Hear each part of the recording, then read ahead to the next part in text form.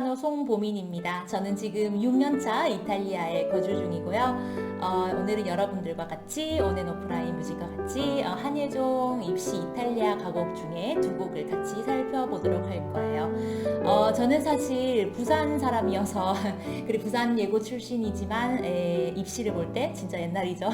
입시를 볼 때 세 군데 모두 서울권 대학교에 이제 도전을 했었기 때문에 그때 그 지방에서 그 두려움 속에서 공부하던 그 기분을 너무 잘 알고 있어서 이 영상이 서울권에서 준비하시는 입시생뿐만 아니라 지방에 계신 모든 학생분들에게도 큰 도움이 됐으면 하는 바람입니다. 저하고는 같이 오츠사테 디피아가르미 이거하고 룽지달 가로베네 같이 볼 건데요. 오늘은 특히 이 스카를라띠의 가곡 오츠사테 디피아가르미 같이 보실게요. 노래를 시작하기 전에 잠깐 가곡에 대한 개념을 좀 정의했으면 좋겠는데요. 가곡은 한마디로 이제 시에 운율을 붙여서 이제 노래로 표현해낸 작품인 거잖아요. 그래서 이걸 표현할 때 가장 중요한 게 소리, 당연히 소리는 있어야겠죠. 거기에 이제 음악적 표현 그리고 가사 얼마나 언어를 잘 전달하냐 이 세 가지가 이제 가장 중요하다고 볼 수 있겠는데요. 사실 오페라 아리아에서도 마찬가지고요. 어렸을 때 제가 입시를 하고 이제 대학교 한창 들어가서 공부할 때는 소리를 내는데 뭐 가사를 어떻게 동시에 하지? 아니면 가사를 해버리면 뭐 소리가 잘 안 나네? 뭐 애 발음이 어렵네? 뭐 되게 나눠서 생각을 했었던 것 같아요. 그런데 사실은 이 세 가지가 나눠져 있는 게 아니라는 점을 염두에 두시면서 공부를 하셨으면 좋겠어요.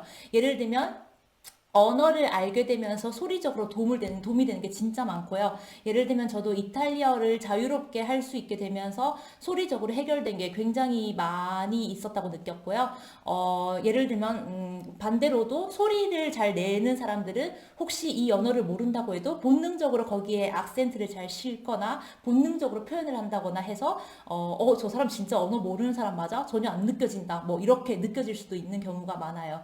그러니까 항상 그 세 가지를 동시에 공부하시되 나눠서 공부하시되 그 각자 그 맞는 그 느낌이 있거든요. 그 세 가지를 동시에 표현해낼 수 있는 그 느낌을 잡아내셨으면 좋겠습니다.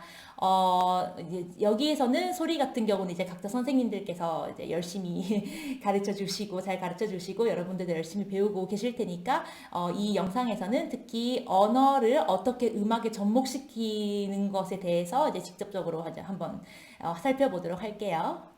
이탈리아어죠. 이탈리아어는 사실 성악에서 진짜 중요한 언어예요. 왜냐하면 그 벨칸토 성악이라는 개념 자체가 이탈리아에서 태어났거든요.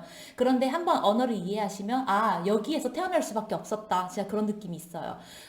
예를 들면 첫 번째 이유는 이탈리아어는 모음으로 가득 차 있는 언어입니다, 여러분.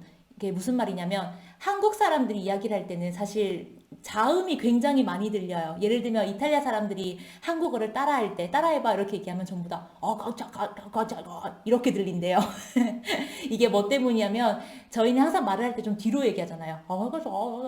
이런 식으로 말을 하는 느낌이고 그리고 받침이 많다 보니까 예를 들면 말을 해도 학교 이런 말을 해도 그 발음이 이제 두 번이 들어가 있으니까 이탈리아 사람들이 듣기에는 너희 자음이 되게 많다 이런 이제 느낌을 이제 가질 수 있게 하나 봐요. 그런데 이제 이탈리아어 같은 경우에는 한 음절 안에 꼭 모음이 들어 있어야 합니다. 모음이 들어있지 않으면 한 음절로 인정을 안 해줘요. 그래서 이제 항상 훨씬 더 이제 부드럽게 이제 들리는 느낌이 있고요. 그래서 이 모음이 다 연결되는 언어다 보니까 자연스럽게 호흡을 연결한다는 개념이 이제 더 생겨나게 된 거고요. 그리고 이탈리아어의 진짜 또 중요한 부분 중에 하나가 아첸토, 액센트라고 하죠. 아첸토라는 게 있는데요. 예를 들면 제가 만약에 이탈리아어를 틀려도 이제 사람들이 알아들을 수 있으면 그냥 뭐 굳이 이렇게 지적을 하거나 뭐 이런 일이 없는데 한 번 예를 들면 아첸토를 틀리잖아요. 그럼 꼭 지적해요. 너 그렇게 말하면 안 돼. 그만큼 중요해요. 예를 들면 에스프레소 이런 말 있죠? 에스프레소.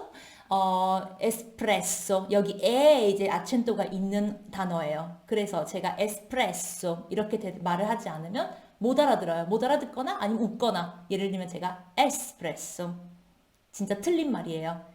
이렇게 아첸토의 개념이 너무너무 중요하기 때문에 이게 어떻게 음악에 사용됐나 한번 언어를 이해하시고 어디에 아첸토가 오는지 이해하시면 나중에 악보를 보러 가잖아요. 딱 그 자리에 아첸토가 그려져 있습니다.